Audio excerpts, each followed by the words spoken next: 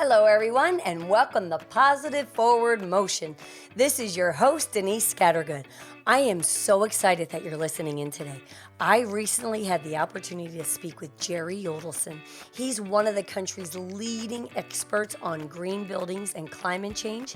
He's the renowned author of 14 books, including his brand new memoir, The Godfather of Green, which officially comes out today, Wednesday, April 22nd, just in time for the 50th anniversary of Earth Day. Today, Jerry will be sharing the lessons and expertise that he has learned throughout his life journey, as well as discuss simple things that we can all do in our lives to help our planet, contribute to change, and celebrate Earth Day every day. Welcome, Jerry, and thank you so much for being with us today and sharing your time and expertise. I had the opportunity to read your memoir, The Godfather of Green, and wow, what a great read. Your life is filled with so many examples of positive forward motion, and I really enjoy how you share your personal and professional journey. Each page was like a new adventure and a great reminder for us all to keep up the positive forward motion, no matter how small or uncertain our step may feel like at the time. Thank you, Denise, and hello, everyone. You know, when you had that introduction, I was reminded of a famous baseball pitcher, one of the first black baseball pitchers in the major leagues in the late 40s, used to say, "Don't look back. Somebody might be gaining on you." So I always move forward. And, I think a lot of it is just having the confidence to follow your intuition, to follow your sense of what's right, and to be willing to listen along the way. So early in my life, I was a engineering student, environmental engineering at Caltech and at Harvard. And I started to get active in environmental affairs around that time. And after Earth Day, I decided I needed to take a break. So I dropped out and went up in the woods and did my Henry David Thoreau thing for a while, but wound up at UC Santa Cruz teaching environmental studies in one of the first programs in the country, and then got involved in solar power when Jerry Brown became governor.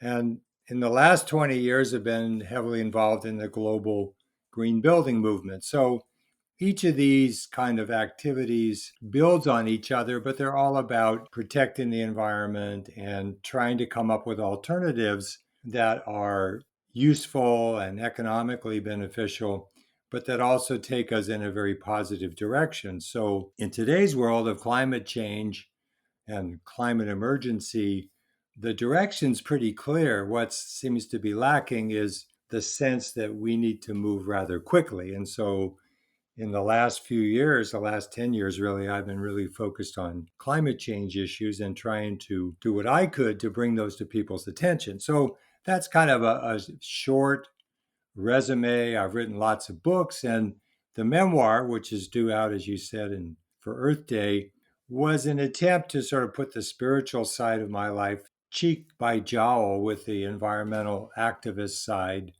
and show people how these are not mutually exclusive, but in fact reinforce each other. Wow, I could not agree more. I have a saying that how we do anything is how we do everything. And for me, I've always needed to get outside to get connected and feel great inside. I mean, Mother Nature has a magical way of grounding me. And with this global crisis, I believe we've all been woken up, and I hope we stay awake. And Jerry, would you please elaborate on this for us? Well, one of the things that I've found is by having a spiritual path, by practicing meditation and mindfulness, you give yourself freedom to explore, and you give yourself energy to explore, and you give yourself a positive outlook to bring to other people. So I think that going within, as you described, is essential to being effective on the outside, because you're not going to move people if you yourself are not moved. You're not going to inform people if you yourself are not informed. So to me, this is really the work of each person's lifetime in their own way to do this. In the book, I actually wrote an epilogue, and I was thinking when I wrote this memoir, how would I talk to a teenager today? How would I talk to a young climate striker? What could I say that wouldn't just sound like, well, that's what my parents say? What would I say that could move them? And I think what I came up with is this whole notion that you have to prepare for this to be a lifelong journey because, in fact, climate change is already baked into the pie. It's already there. We're going to have warmer oceans for the next 300 years unless we somehow magically figure out how to take all that carbon dioxide out of the atmosphere. So, knowing that you're going to have to live with the consequences of what we've done in the past without getting defeated by it, without feeling overstressed, you need to have that sense of inner renewal to take into your outer work. And you might just be a parent who is wanting to have their children grow up appreciating nature. And to me, that's great work. It's great work to feel kinship with nature, to feel kinship with other people, because so much of our lives we feel separate. So there's a place for everyone. Not everyone is going to be an activist. Not everyone's going to lie down in front of a bulldozer building a pipeline. Maybe that's 5% of the people, but the rest of the people, the rest of us, are going to have to support them. And so my message in the book was to today's teenagers and climate strikers was your elders have your back, that you've got to do this work, but we will support you.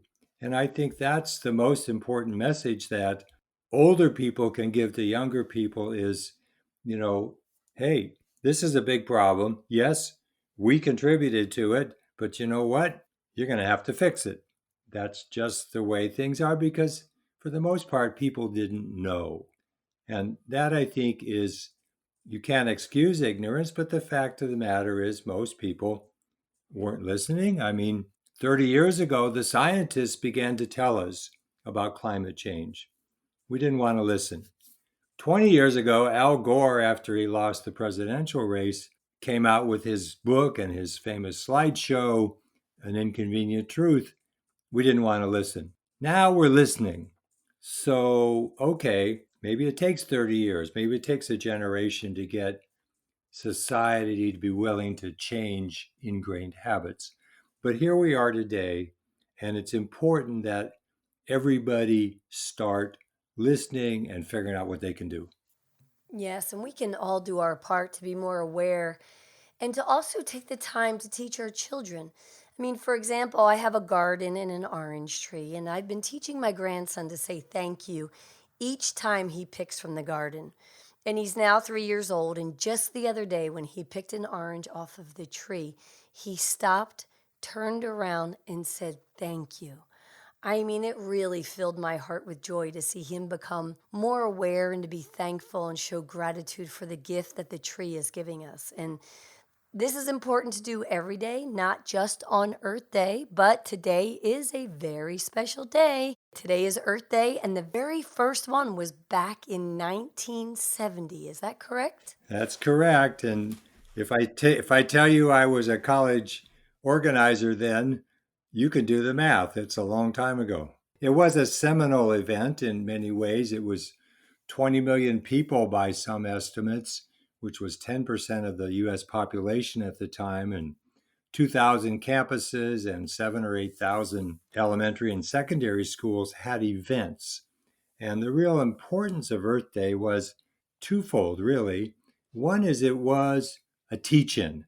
It was a sense of coming to terms with the pollution that was rampant. And certainly in Los Angeles, where I grew up, it was rampant. It was one day out of every two was a stage 1 unhealthy air alert.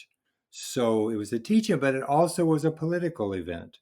And I think what most people maybe don't quite realize until they do a little homework is that just about every environmental law that we have today that's preventing air pollution, water pollution, controlling toxic waste, protecting endangered species, all of those things came out of Earth Day within the 5-year period, which In political terms, it's like 3 Congresses. Within 5 years, all of these laws were put into place that we today enjoy the fruits of. So sometimes it's easy to say, well, that was a one-day event 50 years ago, but it has ramifications even today. Absolutely. And when I was reading, I love that. I remember you stating in the book that, yeah, Earth Day came and went with not an immediate change right away, but it really did start something. And I think that's really good for the listeners and all of us to remember that if you don't see the fruits of your labor immediately, if you have that passion and belief to keep moving forward. And as I was reading your book, I was getting so inspired and excited over and over and over again about life and moving forward and doing what is right and doing it from a place of love. And as we talk about saving the little animals and all of that, could you elaborate? There was a part in the story that I just loved, and it was protecting the marshes, and it was the story of the little mouse that turned the tide. That's a very that's a very funny story. I was a young guy then, and after Earth Day in California in 1972, there was this ruling by the California Supreme Court that our California Environmental Quality Act, which was actually signed by Governor Ronald Reagan at the time, required not just public projects to look at their environmental impacts, but any project that had to be approved by a public agency. In other words, all private projects of any size. And so I was hired to start writing environmental impact reports. And at one point, we came across a project. We were given the assignment by Marin County in Northern California to look at a project that was a medical office building, pretty simple idea, but it was going to be built on a marsh, a salt marsh that was right next to San Francisco Bay. And okay, that's something you do your work and you write your report and so forth. But as we started to look into it, one of our biologists went out into the field and found the evidence of the so-called red-bellied salt marsh harvest mouse, which is a big mouthful, but effectively it was a little mouse that lived in the salt marshes and actually ate pickle grass and salty plants that most other animals wouldn't eat. And it was actually on the endangered species list. So all of a sudden, this is a big red flag. And to make a long story short, the mouse led to this brouhaha over this simple project, decided not to put it in the marsh. In fact, the developers abandoned the project because it was obvious that this was going to be opposed by a lot of people once they found out that they had an endangered species in that marsh. And I had been doing work before that to learn about salt marshes. And one of the things that I learned is that they're the most productive ecosystems on the planet because it's where freshwater, saltwater come together, and it's a place of great productivity. So they're very worth protecting. And at that time in San Francisco Bay, a lot of them were being filled in for development. So after the project was abandoned, and a few years later, it became a public park and it's still protected today. So the good news is, you do your work and occasionally you get an opportunity to do something that has a long lasting effect and is positive for the environment. And I think everybody should be looking for opportunities, no matter what work you do, to find those opportunities that you can have an impact on preserving something valuable or restoring a valuable environment. Because I think a lot of what we're going to be into the next few generations is restoring a lot of places that have been damaged by industrial development. So plenty of good work to do, and we're going to reforest a good part of the planet because forests are essential for storing carbon dioxide, at least growing forests are. So this is something where everybody can do their part, whether it's just planting that one orange tree that your grandson will enjoy, because tree planting is an act of love, because for the most part, you'll never get to enjoy a mature apple tree or a mature tree of any kind because it'll take a few decades to grow, but you still have to plant anyway. Well said. With right now the global crisis and the whole COVID and this pandemic, I've heard many people, share with me who maybe didn't take as much notice to the environment as they did before, saying, wow, the sky seems clearer. I looked up at night and the stars seem more vibrant, or I can see further, and noticing, what's going on in the world with everybody kind of coming to a stop. And again, waking up a little bit. What are your thoughts on that? That's a very interesting question because what's going to happen as soon as the all clear whistle blows and we start going back to the way we were, those clear skies are going to vanish. And we're going to have to ask ourselves, well, is it really necessary to have a vibrant, healthy, economically abundant society? Is it really necessary to pollute the planet? And the answer really is no. We've just been really sloppy about how we've approached things, and we've let, in a way, the private marketplace dictate too much of what we should be doing. So, for example, one of the things that we're going to learn is if we move to all electric vehicles, all of a sudden a good part of the air pollution that's from exhaust fumes is going to disappear. But we're also going to learn it's going to become healthier. And one of the things that we're figuring out now, that I've been reading about, is the reduction in air pollution is actually responsible for a reduction in the deaths from the virus because air pollution has a damaging effect on your health. And it's much more concentrated where poor people live, people of color live, and they're the ones that are suffering the most. So all of a sudden, the sense of environmental justice is going to come back into our politics. And it really is going to change things because fundamentally, if you live in Los Angeles, you do everything you can if you've got money to live on the west side because pollution goes from west to east because of the prevailing winds. Well, somebody is breathing all that, right? And it's that somebody is the one that doesn't have the money to live on the west side. So all of a sudden, a sense of fairness and equity is going to come back in as well. And I think that will fundamentally change the whole discussion and lead to much more efforts towards pollution control, towards subsidizing electric vehicles, and even electric bicycles are going to have a big renaissance because bicycles are an easy way to get around. You don't have to park them in a whole big parking space. And people are starting to discover, wow, I don't need a car if I'm going less than 3 miles, 5 miles. And most of our trips are less than 3 miles or 5 miles, right?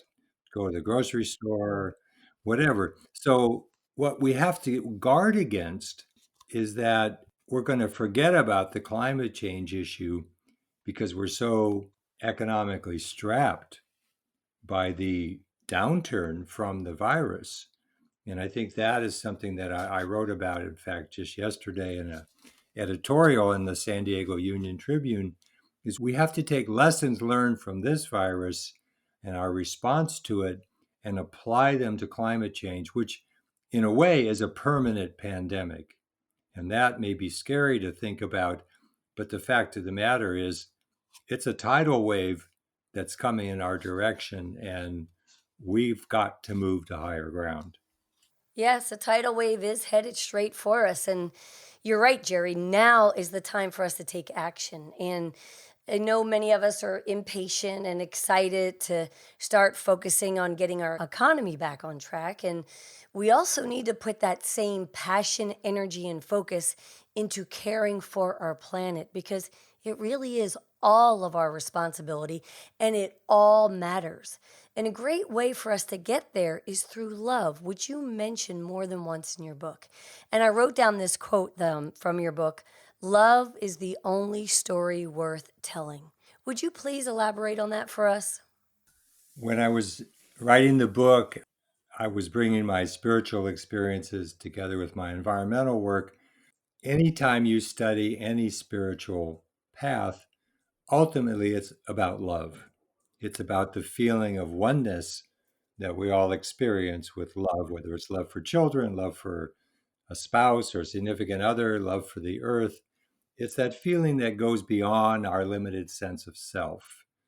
And when I wrote this letter to a young climate striker, I also was thinking about that. And I said, the most effective political movements of the 20th century, Gandhi in India, Martin Luther King Jr. in the US, Nelson Mandela in South Africa, were all based around love. They weren't based around hate. They weren't based around revenge. They were based around, okay, there is somebody who's doing things that are not right, but let's bring them along with us. And I think when we talk about climate change, it's too easy to have enemies. And yeah, there are people that are doing bad things, but you know what? They also got to breathe. They also got to eat. How can we bring other people along with us so that there is a feeling that what we're doing is not always in opposition to something, but it's on a path forward towards a greater love and greater abundance? And of course, I also wrote about how I loved competition, whether I was playing basketball or in business. And, one of the things about competition is it certainly brings out your strength, but it also has this effect of, well, I won and you lost. And so the game that we're all really playing is the game of life. And in that game, everybody can win. And they can win through having the experience of love and a high experience of love for God, love for the planet, has to be part of anyone's real life. And to the degree that we don't experience it, we feel diminished. And to the degree that we do experience it, we feel enriched. And so I think ultimately this work of environmentalism and the work of inner discovery is the same work. It's to get that feeling of abundance back, that feeling of enrichment that comes not from just having things or doing things, but from being a full human being. And that, I think, is the path that everyone is walking, whether they realize it or not. I could not agree more. And it is a great reminder for all of us. I mean, the feeling of connection, love, and abundance. And in your book, Jerry, you talk about rather than being angry and mad against things, that you shift your emotions to that of positive love. It's a struggle for everyone because anger is so easy. It's one of those negative emotions, but it's so easy to have because it comes out of frustrated desire. It's like that's what the Buddhists teach. And we have to get beyond that. And I think everything in our media and so forth is designed to fuel that sense of agitation and unrest and anger. And we have to get beyond it. And maybe part of the lockdown that's going on today and that people are feeling frustrated by, so to speak, is a great opportunity to explore getting beyond anger, getting beyond those things that are holding you back from this realization of the peacefulness of the inner self, the love that you naturally feel, and the reverence that you feel for the earth. Go and explore those things, even if it's just in a backyard garden. And I think that sense will stay with you because there's no point in getting mad at a virus. The virus doesn't even care, actually. It only has one job, which is to replicate itself. So, how can you get mad at that? It's just what it was designed to do. But why get mad at our leaders for being slow in responding? It's like none of us wanted to respond in the way that we've responded with 10 or 20 or 30 million people out of work and people losing their homes and businesses. Nobody wanted that. So I think it's time to put those negative emotions aside and begin to explore the positive emotions that will, in fact, stay with us long after the current crisis has passed. Absolutely. And for the listeners, I'm sure they're picking up your energy and your calmness, and you can just feel your connection and spirituality. And in your book, you shared again and again, which I loved reading, and I know the listeners are just going to be so excited to read it. It's going to be one of my favorites. It's going to be highlighted all over the book. How you shared how you swayed away from the spiritual, right? Because we're humans, it's what we do, and you reconnected again and again. Is there a moment, or one moment, or two that was perhaps one of your biggest ahas that you really were like, okay, this is what I recognize when I get uncomfortable, and I'm going to get right back on track quicker? It's part of everyone's path is to have an awareness of what's going on. And I like to say it's the difference between responding and reacting. If you're always reacting, somebody says something and you get mad and then you say something and they say something. If you're always reacting, no. Somebody gets mad, you can respond, but how you respond can change over time. You can respond with compassion, you can respond with calmness, you can respond with simply, is that right? Asking something. You don't have to get mad at somebody because they said something. And, we have all these difficulties today and we have to be compassionate with each other. So for me, the sort of spiritual way of life is always about coming back to awareness, recognizing when you're disconnected and getting reconnected. That's the whole path until you're really connected just about all of the time and then all of the time. So for me, it's always been a process of, let's say, going on retreat. Even if the retreat is just a half-hour meditation where you get rid of everything on the outside, you focus within. And so it's hard to pinpoint, beyond the initial dramatic awakening that I profile in the book, any one thing. It's more of a process because it's about attenuating our old unworkable tendencies, attenuating those, and building new habits, if you will, that will stand us in better stead over the years. And so for me, it was always a matter of struggling between this way I had been and the way I wanted to be. And I think the essence of any path is to make the pendulum swing a little more in one direction than another until it stops swinging totally. But that's something we all need to do because so much of the influences around us pushes towards, lust, anger, and greed, those three enemies that keep us away from a deeper sense of enrichment and of satisfaction and of well-being. And so to me, that's the voyage into the heart.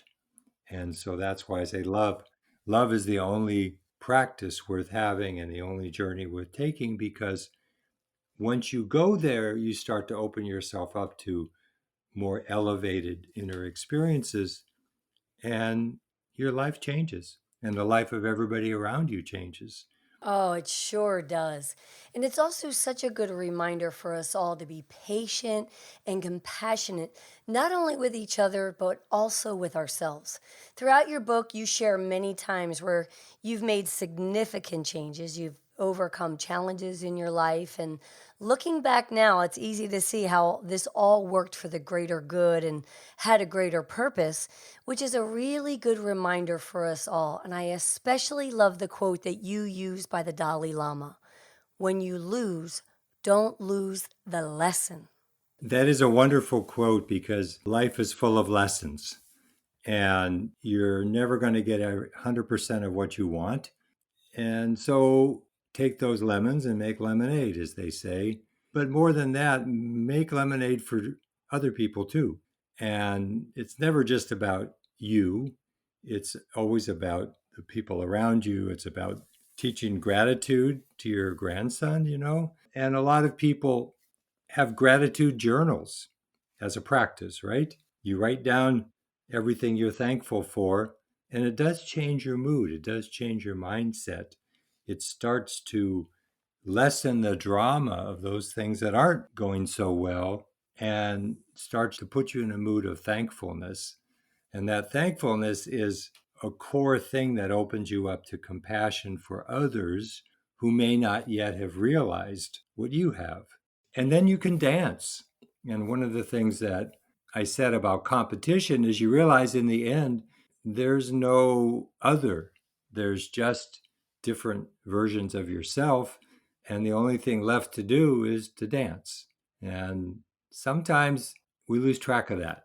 But other times, it's like Ram Dass said, everyone you see is just God in drag. And so why not, when you go to the grocery store, just think, wow, what a costume party.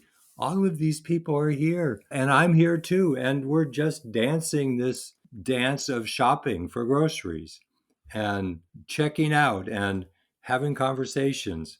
It's just a dance, it's just a play of your own inner awareness that you can take anywhere. And all of a sudden, the most mundane things seem delightful. In fact, the other day, somebody asked me about, or somebody made a comment about, how do you stay elevated when there are so many mundane things you have to do? And I thought to myself, I said, you know what? Mundane is just another word for being out of touch with yourself. If you think it's mundane to eat dinner, then you haven't seen the sparkle of energy in the food, in your own act of eating, in what happens after you eat, and things turn into energy in your body. There's nothing mundane except our awareness. And all of a sudden, with that viewpoint, you're dancing through life, because ultimately you have to dance off the stage. But while you're there, why not have fun? Oh, absolutely. And again, I believe we've all been woken up a bit to understand and pay attention to the littlest things that, people have gone through life taking advantage. I'm so excited to walk through my neighborhood and everyone say hello, because I say hello to everyone. For me, it feels funny to walk by another human and not say hello. I feel like I'm somehow being rude. And my friends would always laugh and go, "Gosh, you're just relentless." And it never bothered me if someone said hello back or not, because I don't know what's happening in their world or their life. But if I can say hello and smile and make someone's day, and I want to back up a little. You shared it's not always about getting 100% of what we want, but we're not always going to get 100% of what we want. But quite often, we do get 100% of what we need, and we don't realize maybe at that moment it is what we need, or that lesson that we're learning, and to embrace it in that moment. What am I learning from this, and how can I approach it with love, is definitely a big takeaway that I'm taking away from your book. And it's really reconnected me. The environment and our earth has always been very important. But I will agree, going through my life and traveling and working and building a business and a home and all of these things, that there's more things that I can do, and understanding the little things that I'll do here and there will add up in a big way. If the listeners are out there thinking, "Gosh, Jerry, give me some ideas. What could I do? I'm just simple me." What is maybe one positive forward motion message you want to leave with the listeners that they could think about or walk away with today going, okay, I can do that? I think the essential lesson of Earth Day is figure out a way to do more with less, whether it's eating lower on the food chain. I mean, I've been basically close to a vegan my whole adult life. That isn't for everybody, but it's something to think about. Can I, as you said, drive less and bike more? Well, not everybody has the physical capacity to do that. Can I say thank you to somebody today, or hello, as you suggested?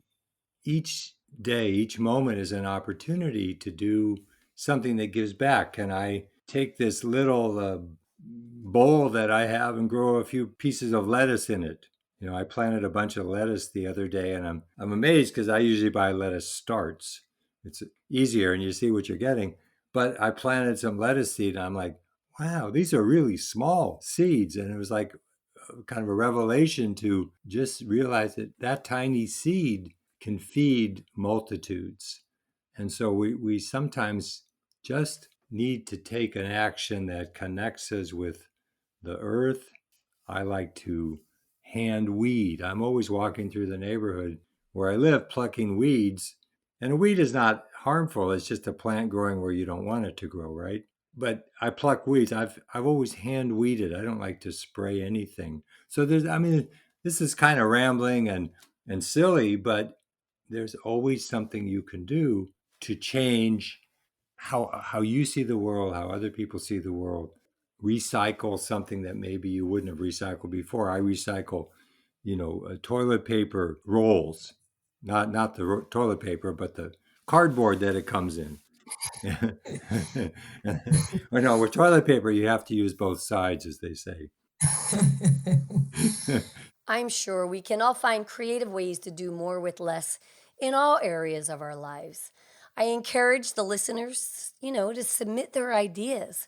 An idea my grandfather instilled in me that I still use to this day is I reuse the sleeve from the bread bag. My grandfather, he was from the Ukraine. He lived through the Great Depression, and he would tell us how silly it was to toss a perfectly good plastic bag, the bread sleeve, in the trash just to go to the store and buy more plastic. And every weekend when he would take my brother and I fishing, our sandwiches were kept clean and dry in the bread sleeve bag. And to this day, whether I'm going to the beach or camping or out to the park, I still do the same thing. And it makes so much sense. We just need to pause, keep our mind open, and I'm sure we can find lots of ways to do more with less. And it's all going to add up in such a positive way.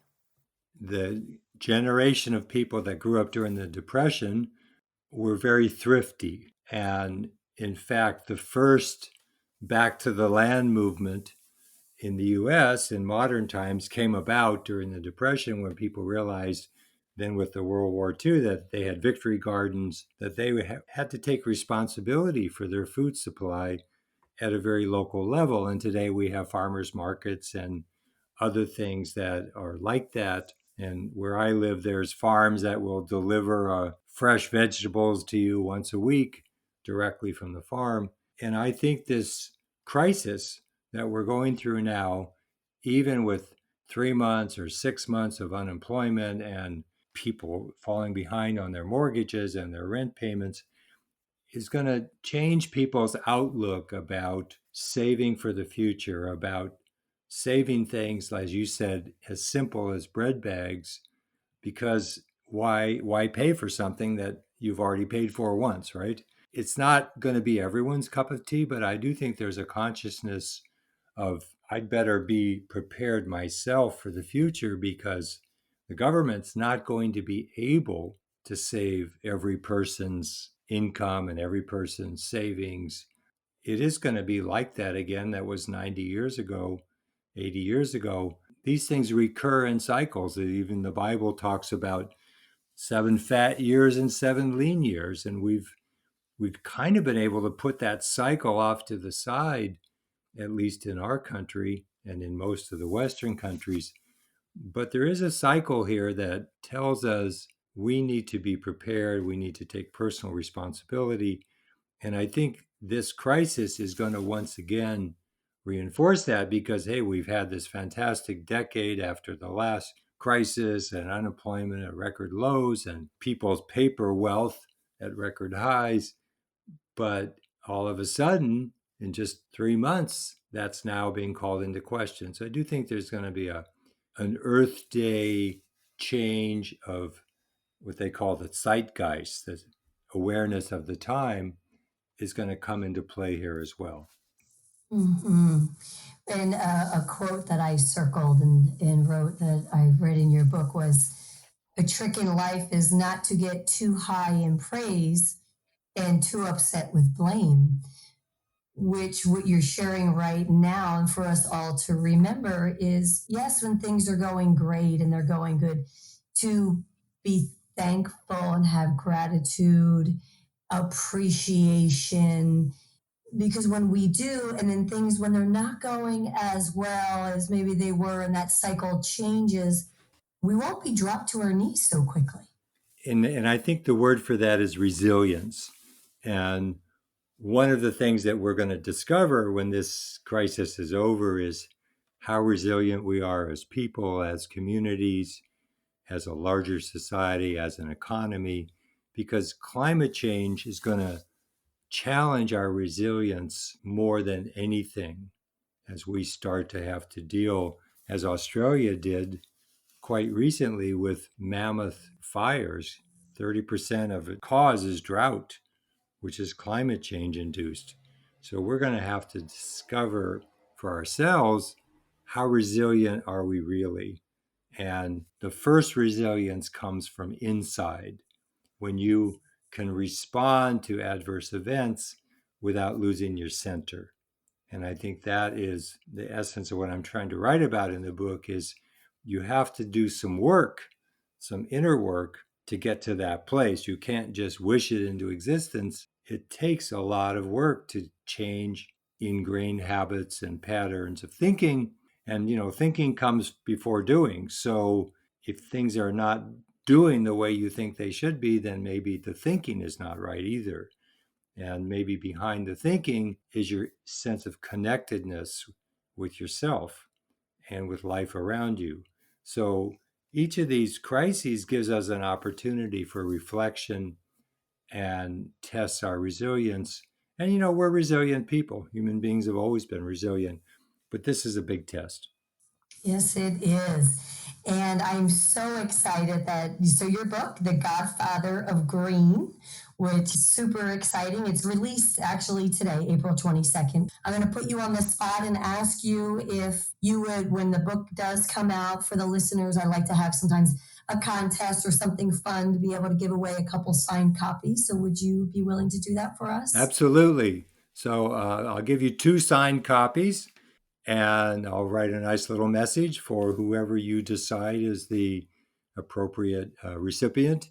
And the Godfather of Green, an Eco-Spiritual Memoir. People can also go to my website, jerryudelson.net, and learn more about the book. Excellent, excellent. Well, I want to thank you so much for being so gracious with your time, and more so gracious with taking the time to share your story. The Godfather of Green is a wonderful book. I know it's going to be one of my favorites that I read over and over and over again. So I feel so honored that I got a glimpse into it before the listeners have an opportunity, but it's wonderful. And again, thank you so much for your time today. Thank you, Denise, for all that you do and for being so appreciative. Every writer loves an appreciative reader. So I'm sending you love for being an appreciative reader and for all that you do. Thank you so much. Thank you so much for listening in today. And thank you, Jerry, for sharing your wisdom and love for our planet. I encourage you all to read Jerry's brand new book, The Godfather of Green, an Eco-Spiritual Memoir, now available everywhere. Jerry was kind enough to offer 2 signed copies of his book, and you can enter to win by going to denisescattergood.com/blog and click on the latest blog, and there you will find directions on how to enter. You can also follow me on Facebook and Instagram at Denise Scattergood, and there you'll have updates on the giveaway and also how you can enter. You'll also be able to stay in the loop for all things positive forward motion. Feel free to follow me on Twitter at Alert Trainers. And if you'd like a daily dose of positivity sent straight to your phone, you can text the word positive to 313131, and you'll opt in for my positive text messages. As always, I'm wishing you success, happiness, and health, both personally and professionally. And remember, no matter how small your step, as long as you're taking it in the right direction, that's what I call positive forward motion.